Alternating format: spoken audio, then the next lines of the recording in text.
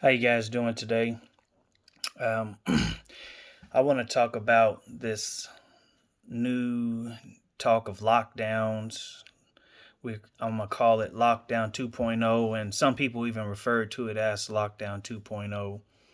Um, yeah, they are saying that all of these cases are getting up into the thousands and millions worldwide, and all of these numbers you're hearing information here, information there. It's just so much. It just makes the head boggle when every day you wake up, every single hour, every single minute, every single week and month so far, 10 months now, COVID 19, COVID 19, COVID 19. It's non-stop to where they're just making a huge profit off of this to those who can make a profit off of it. And really, those who are trying to come up with vaccines for it, they are going to make a profit off of it. Your Bill Gates, your Fauci's, and Pfizer's, and all these other big pharma. But this COVID lockdown, really, they've been talking about this all around the world. The governor in North Dakota just issued a or not national, but a statewide mask mandate to curb the spread of COVID 19, which they've never treated the flu like this. Tuberculosis in 2018, going into 2019, killed over 1.5, I think, million people, somewhere around there. Yeah, 1.5 million. And nobody called for any mass lockdowns and all of this stuff. They were telling people in different blue cities. When I say blue, I mean Democratic, and I'm not trying to sound political. It's just a factual statement. On the day of the election, Trump versus Biden, to don't matter if you're on restriction, if you are quarantining, go ahead and just come on out. You can break that quarantine to come vote because we need your vote. And they were preferring that you did vote for Biden. But that's neither here or there. I'm just saying that all of this is because this whole thing is a farce. We know the virus is real. We know that some people have died from it, but those are, again, and I've known two pastors have died from it, but they are people that are very elderly in their 70s with compromised conditions, and they've had a lot of sickness going on in their body. And so, it's usually those who are older and have compromised immune systems, or dealing with some pre-existing condition or illness. But they're talking about this lockdown 2.0, and they are trying to drive the idea of these restrictions being harder than the last. Like even in Canada right now, Dr. Bhutar, Buttar, you can look him up while his videos are still available on YouTube, and he's talking about different lockdowns and different things that they want to impose, from the health passes and all of these different things to allow you to go from here to there. The phone apps to check in and check out, to track and to contact tracking and tracing. If you don't submit to the contact tracking and tracing, Infowars talks about it. They're the spearhead of all this information. By the way, they're the ones who said that this whole thing was going to be a fraud or a slowdown in the election counting, and sure enough, on that night it happened. But back to the COVID-19 lockdowns. And they're talking about the things that are coming. I talk about this in a sermon that I preached last week on November the 8th, 2020, called The Agenda Against the Church and Humanity, and where we stand from God's point of view concerning His Word. How all of these things are a test run for the New World Order, as Bush 1 said, and after that, the presidents that followed said the same thing. And sometimes they dress it up saying a liberal world order, an international world order, or a brave new world, as Aldous Huxley said in his book, telling you what they dreamed and visioned, a world, or a country without borders, where everyone can come in, and that's another plan. The United Nations, as Bush Sr. said, a credible United Nations would run, paraphrasing, would run and control these things at the helm.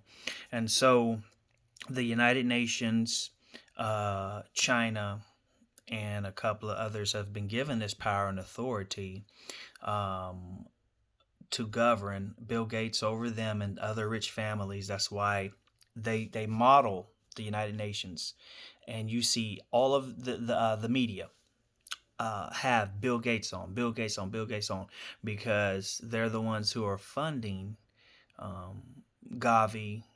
They're funding the World Health Organization. They're funding the National Institute of Health. They're funding the CDC. So they speak Bill Gates' language. That's why they rejected Trump's vaccine, because it was a healthy one. But and so people like Cuomo and his DA um, was putting people and forcing people to be who were sick to be put into nursing homes, which they're under investigation and being scrutinized for that right now, and they should face criminal charges.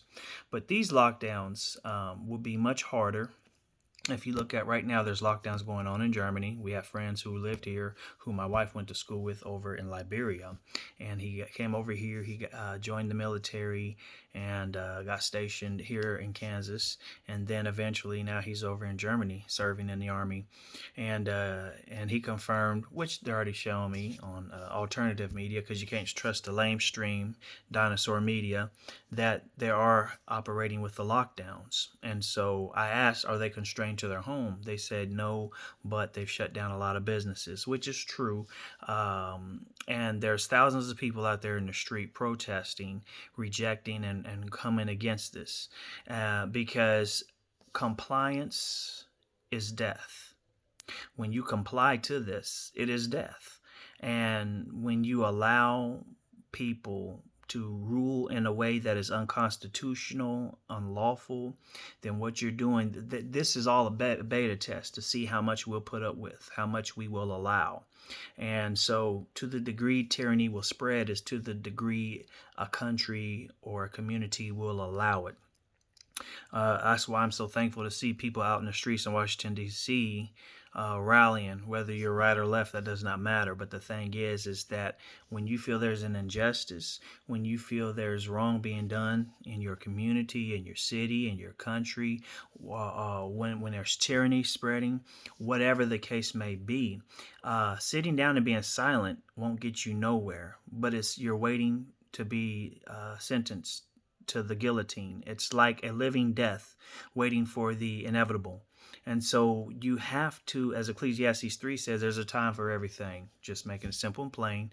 You can read the chapter yourself. You have to stand up.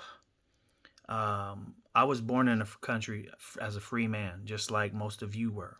And I refuse to be a slave. People say, well, Romans 13, obey and honor the government. Romans 13. Yes, that's true. But Romans 13, taken out of context, is what put over 6 million or close to 6 million Jews in concentration camps and killed them.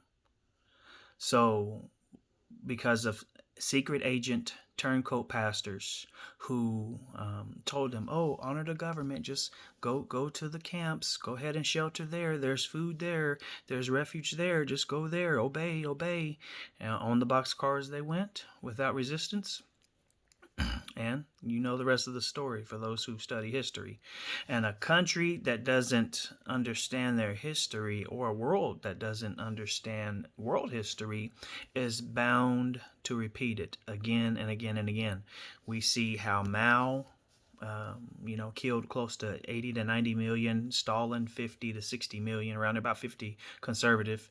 The mass 20 million, I think, in Cambodia years ago, I think.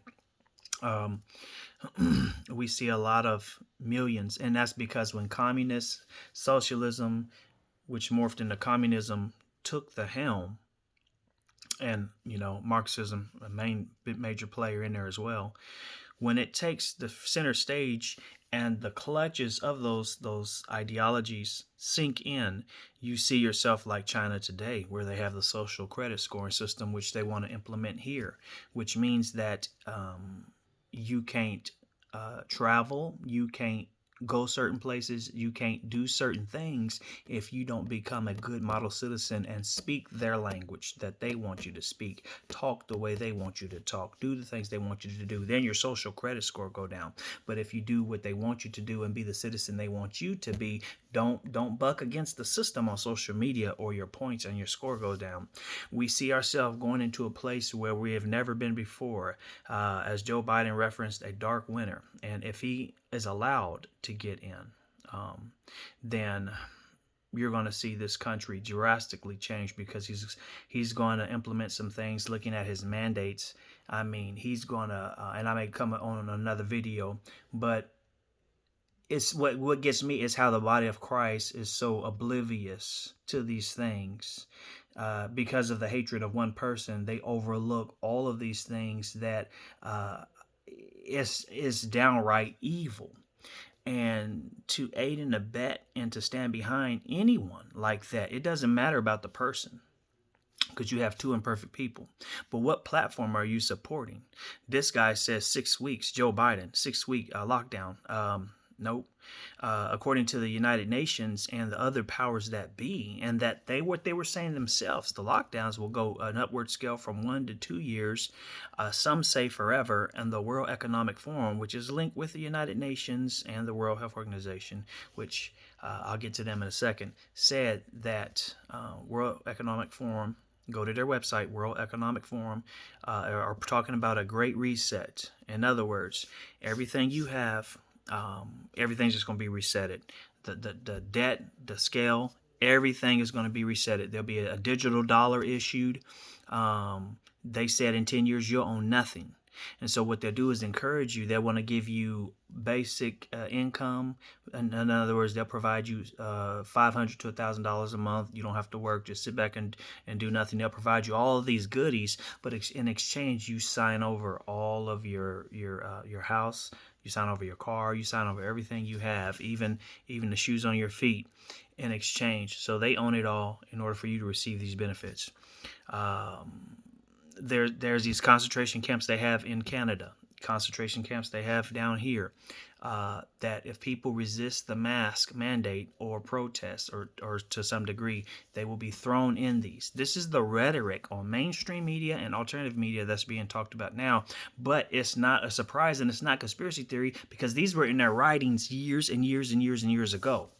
So I'm just telling you right now, I take things too seriously to just play around with you and pull your leg and blow smoke up your skirt. No, I don't have time for games. I'm not here for conspiracy crap, conspiracy, what you call theories. There are conspiracy realities. And the term conspiracy theory was made by the CIA to discredit people who had any information on the JFK assassination. So that's why you hear that term pushed today in the mainstream media, to make those who are telling the truth sound like lunatics and nut jobs.